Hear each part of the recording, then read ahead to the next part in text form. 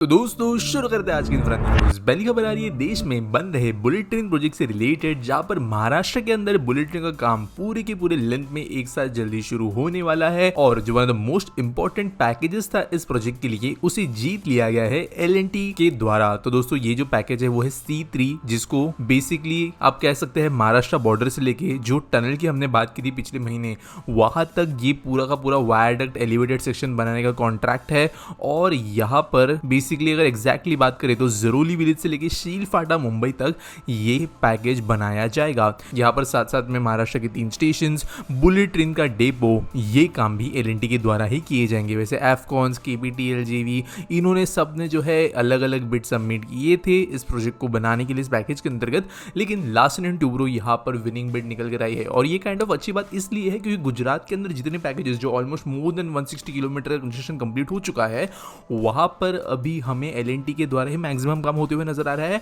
और उन्होंने kind of एक फैक्ट्री लाइन ही बना ली है जहां पर वो दिन दिन के हिसाब से बहुत ज्यादा प्रोग्रेस कर रहे हैं। तो यहाँ पर क्योंकि L&T को ये काम मिला है, तो कंटिन्यूसली जो गुजरात का ही आप काफी करते हो काम है उसको मुंबई की तरफ बढ़ा पाएंगे। डिफिकल्ट ये काम होगा क्योंकि काफी अर्बन एरियाज में से गुजरता है। अभी जो मेजर पैकेजेस बाकी है बुलेट ट्रेन के लिए, वो है रोलिंग स्टॉक का टेंडर, यानी एक्चुअल ट्रेन का टेंडर, और उसके बाद में जो सिस्टम्स वगैरह होंगे वो। अगली दोस्तों जो खबर आ रही है वो है कुछ डेटा से रिलेटेड, जहां पर ये कहा गया कि भारत के अंदर इलेक्ट्रॉनिक गैजेट्स की मैन्युफैक्चरिंग हो गई थी, वो अब सिर्फ और सिर्फ असेंबली तक सीमित नहीं है। दोस्तों कई बार हमारे देश के अंदर के लोग ही ऐसे होते हैं जो कोई भी made in India product, specially electronics हम जब बात करते हैं तो अब कह देते हैं कि ये प्रोडक्ट जो है वो मेड इन इंडिया नहीं है बल्कि असेंबल्ड इन इंडिया, क्योंकि कुछ भी इंडिया के अंदर बन नहीं रहा है, बस सही कहीं से आकर जो है वो इंडिया के अंदर बन रहा है, कहीं कहीं से जो आकर जो है सिर्फ इंडिया के अंदर असेंबल हो रहा है। लेकिन कुछ इंपॉर्टेंट डेटा के हिसाब से बात करें, स्पेशली इलेक्ट्रॉनिक्स इंडस्ट्री के अंदर, तो जो परसेंटेज ऑफ मटेरियल्स यूज्ड है किसी भी इलेक्ट्रॉनिक्स के अंदर, स्पेशली स्मार्टफोन इंडस्ट्री की बात करें तो वो मोर देन 50% में पहुंच चुका है कई केसेस के अंदर in terms of Indian origin manufactured products, जिसकी वजह से अब हम इन प्रोडक्ट्स को असेंबल्ड इंडिया नहीं लेकिन एग्जैक्टली मेड इन इंडिया बोल सकते हैं। अब ये बात भी सच है कि कुछ चीज़ें अभी भी हमें चाइना, ताइवान, इन जैसों से मंगवानी पड़ती है, लेकिन कई हाई एंड प्रोडक्ट्स, कई सारी ICs, मोटर्स, इनफैक्ट डिस्प्ले जैसी भी कुछ चीज़ें जो है वो इंडिया के अंदर बनना शुरू हो गई है। अगली दोस्तों जो खबर आ रही है वो है धारावी रीडेवलपमेंट प्रोजेक्ट से रिलेटेड। तो आप जानते हो कि one of the biggest redevelopment project है ये पूरे देश के अंदर का, और अडानी ग्रुप बिड जीती थी इसको डेवलप करने के लिए। और एक खबर यहाँ पर आई है कि जो अनएलिजिबल लोग होंगे इस प्रोजेक्ट के अंतर्गत, जो स्लम डिलीवर्स, जिनको घर यहाँ पे नहीं मिलना चाहिए, उन लोगों को वडाला सॉल्ट पैन लैंड के अंदर जमीनें देकर वहां पे इनको रीसेटल किया जाएगा। अब इसका मतलब क्या है मैं समझाने की कोशिश करता हूँ। जो अभी काइंड ऑफ मुंबई के अंदर इश्यूज चल रहे हैं स्लम रिडेवलपमेंट या SRA के अंदर, वहां पर होता यह है कि जनरली जो ग्राउंड फ्लोर का एरिया होता है उसे ही काउंट किया जाता है एलिजिबल रीसेटलमेंट के लिए, या जहाँ पे घर मिलते हैं उसी लोकेशन पे उन लोगों के लिए। अब कई जगह पे स्लम जैसे है मुंबई के अंदर, जो कि पहले नहीं होता था, पिछले 7-8 साल से ये होने लगा है कि 2, 3, 4 फ्लोर के स्लम भी बनना शुरू हुए हैं। एट द सेम टाइम कई जगह पे जो एंक्रोचमेंट्स है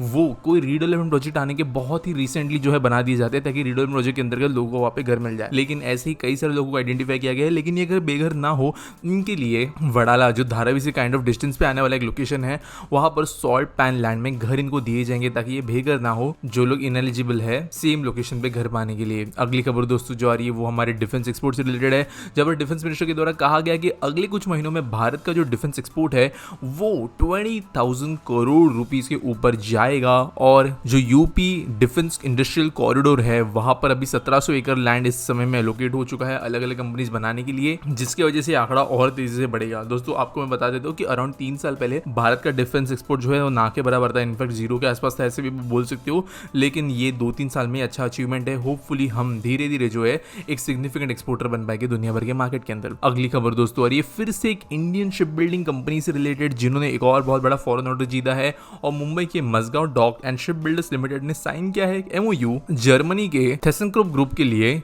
6 सबमरीन्स बनाने के लिए। और जो वैल्यू है इस पूरी की पूरी डील की वो है $5.2 बिलियन।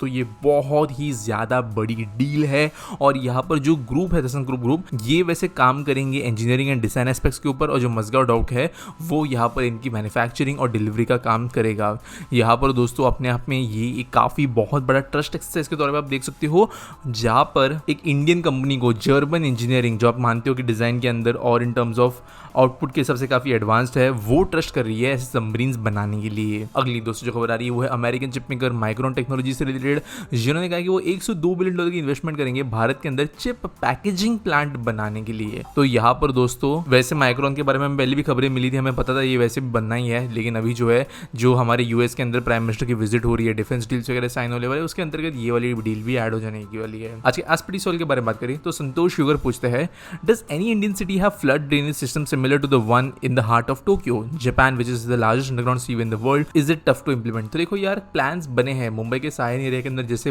टोक्यो के अंदर बहुत बड़े बड़े वाटर स्टोरेज टैंक्स हैं नीचे, वैसे सिस्टम्स बनाने की बात की गई, लेकिन कहीं ना कहीं पर जो नीड्स है हमारे सिटीज़ की वो सेम टू सेम नहीं है टोक्यो की जैसी। हमारे यहाँ पर कहीं ना कहीं पर पॉपुलेशन पॉइंट्स टाइड का एरिया, मॉनसून पैटर्न्स बहुत अलग है, तो सेम टू सेम चीज़ें इंप्लीमेंट नहीं की जा सकती। यहाँ पर जो मुंबई की अगर हम स्पेसिफिकली बात करें तो कॉस्ट को देखते हुए, रिक्वायरमेंट को देखते हुए प्लान के लिए प्रॉपर स्टडी किया गया है, कुछ हद तक उन चीज़ों को अडेप्ट भी किया गया है, लेकिन सेम टू सेम चीज़ें हम नहीं बना सकते, ज़रूरतें अलग है और साथ साथ नई टेक्नोलॉजीज़ भी आ रही है, दूसरे ऑप्शंस भी आ रहे हैं फ्लड कंट्रोल के लिए। तो चीज़ें तो अगर इन कंक्लूजन कहे तो इंप्लीमेंट चीज़ें कुछ हद तक हो रही है, लेकिन कॉपी पेस्ट वाली चीज़ें हम नहीं कर रहे। वीडियो अच्छा लगा तो इसे लाइक करना, न्यूज़ अगर सबमिट करनी है तो आपको डिस्क्रिप्शन में एक लिंक मिल जाएगी। मिलेंगे अगले वीडियो में।